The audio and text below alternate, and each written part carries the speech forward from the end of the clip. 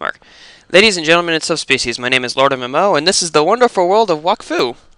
Wakfu comes from Ankama Games, the guys who also did Doofus, and apparently this time around they're backed up by Square Enix, which is pretty nice. Square Enix is a gaming company that I'm personally fond of. I'm a huge Final Fantasy fan. Wakfu is a very interesting MMO. It's got, like Doofus, it's got a turn-based combat system. It's pretty interesting. It's also very player-heavy. I'll be talking about what that means in a sec here. The story of Wakfu is an event takes place 500 years after the events of Doofus that causes the entire known world to flood. Everything is now split up into islands, and the islands are now in conflict. If you want to find out the actual events, the actual events that transpire, there's actually a very, very effective plot thing in the tutorial levels that will actually lay out the entire story of Wakfu for you. It's really neat, and they have this nice little wall scroll and everything. Anyway, I'm going to log in.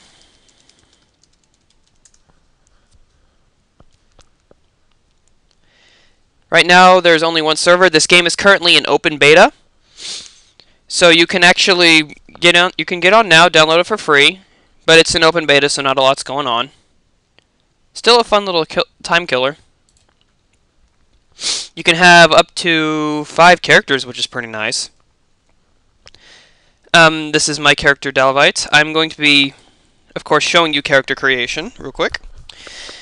It's actually surprisingly lavish. It doesn't look like a whole lot. It certainly looks like a whole lot of pre-mades compared to most other games. Everything looks pre-made, but actually, later on, you can, after you choose your class, you can actually fully customize almost everything. It's pretty interesting how that turned out. Alright, I'm going to go ahead and make Zeller. Been wanting to try something real quick. Notice you also have male and females. And also what I really like is male and female look not only have their own art, but they look almost entirely different. Go to Craw. Craw, not so much. Definitely with definitely with Sedita.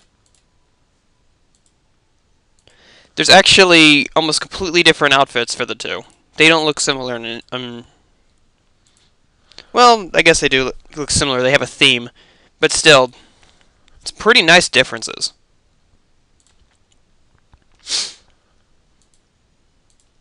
Alright, you get a nice full view of what your character will look like in-game. Here's what I meant by how lavish it is. First off, yeah, you don't get a whole lot of face or hair, but some nice choices. You also get to adjust how your clothes look. With Zellers, it's apparently only with color. But back with my Sacrier, you got like 3 different outfits and the colors. It was actually really neat. You can adjust what color your bandages look like. And here, look at this. You get your subcolor, and then you get all the colors in this template.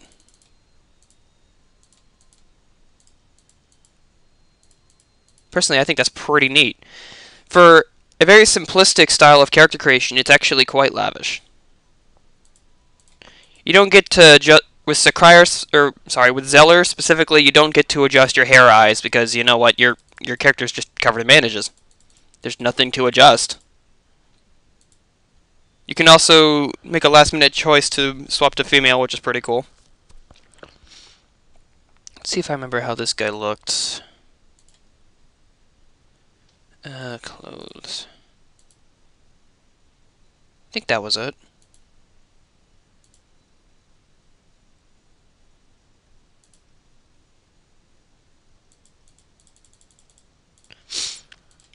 You then get to name your character.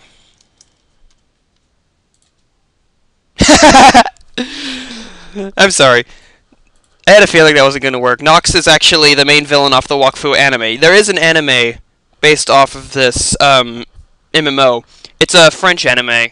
If you live in America, you actually are going to have to Google search it, like I did. It's not on YouTube. I looked. It's not on any stream site. You have to Google it, but still, I like how that didn't work. Try.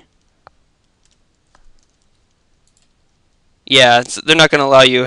These guys are smart. They're not going to let you have anywhere near that guy's name.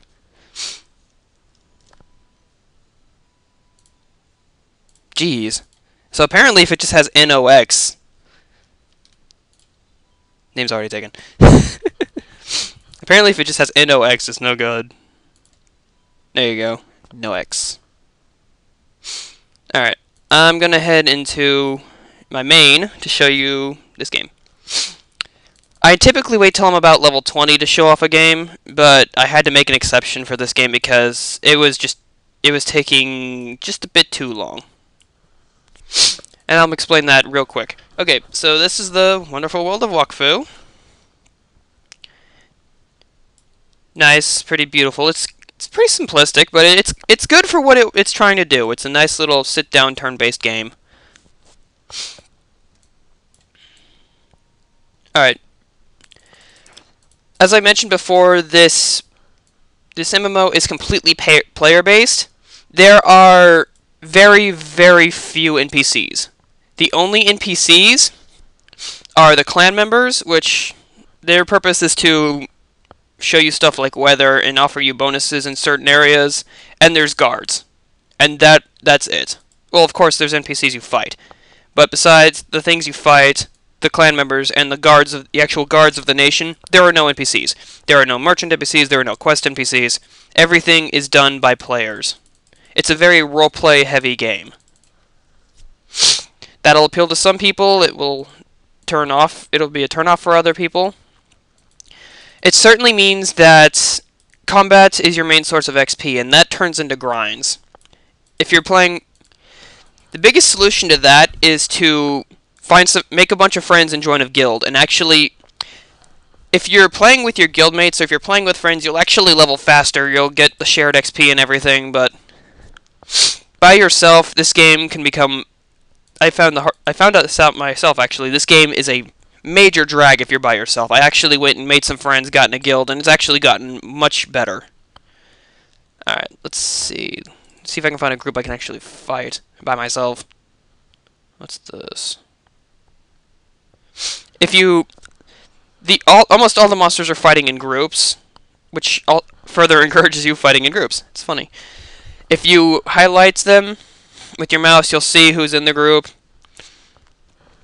I'd pay more attention to the level 15 than the individual levels, because these guys will gang up on you pretty easily.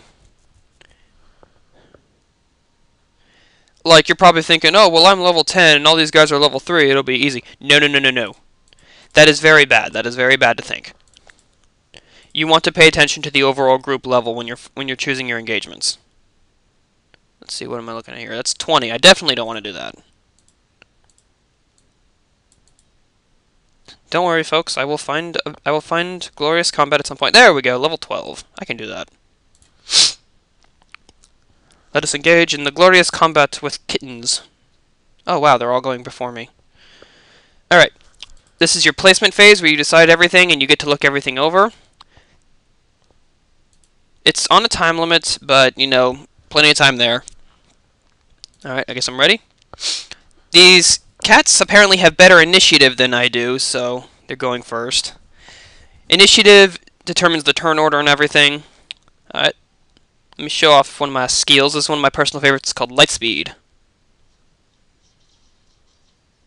Haha. It took a movement point to do, so I only had 2 movement points. Every game you have movement. You have every battle you have movement points, Wakfu points, and action points. Movement points and action points are refunded at the beginning of your turn every turn. Wakfu points are not. Wakfu points are required to do the more powerful skills, say punishment.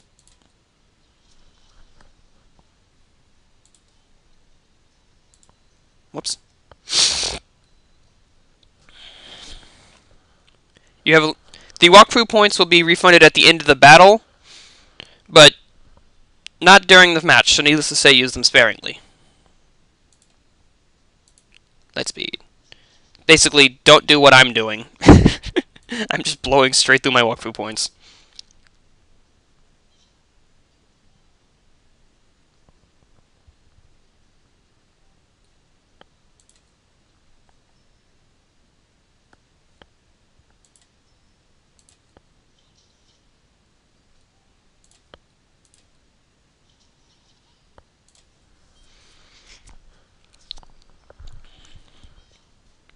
As you can see, very turn-based heavy.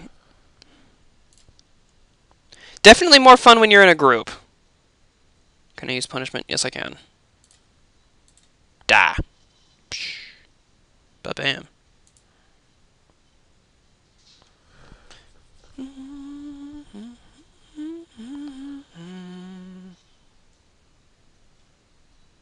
The music in this game is very catchy. I love it. Where are you? I'm going to see if I can try and find the soundtrack for this game later. Especially after it gets the official release, I'm sure it's going to show up somewhere. But nonetheless, it's got a really amazing soundtrack. Battle music is very addicting.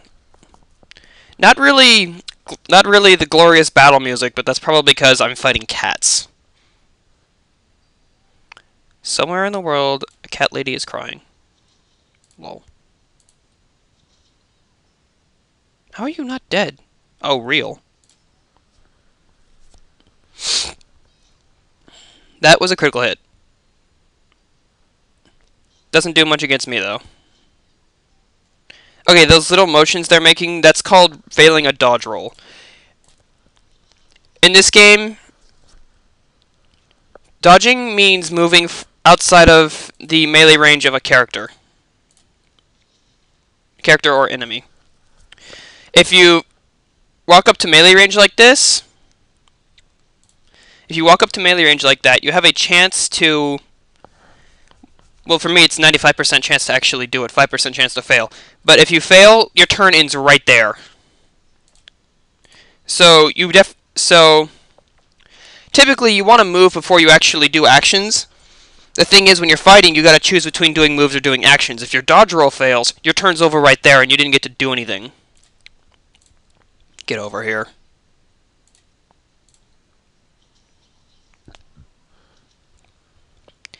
Ooh! Yay, 3 pisties key, I needed that. Okay, aside from fighting, there's also dungeon running and little mini events scattered around, but you need keys for all of those. I don't know why, it's just how it works. You get keys, obviously, from killing stuff, like I just did. That little screen that popped up last time where I clicked the sword, in this game, although it's turn-based, you're actually encouraged to go as quickly as you can with your moves. The faster you go, the faster you feel your speed reward gauge. Once that fills up, you can choose a random reward, a randomly generated reward. It changes based on what you're fighting. And those range from being able to force an opponent to be locked to dealing a certain percentage more damage. And it's first come, first serve, which is the funny thing. So you definitely want to go faster. If you pick a reward, the next person to get those buffs can't pick that reward. Gifts. Do I have gifts? Oh, hey, look at that. Cool. I got an apprentice cloak. What does this do? Here's my inventory. As you can see, it's horrifically clunked. Since there's no merchants and players have to sell everything, inventory space becomes pretty nasty. No. +2 wisdom. No. I'm not going to do that. I like my adventure stuff too much.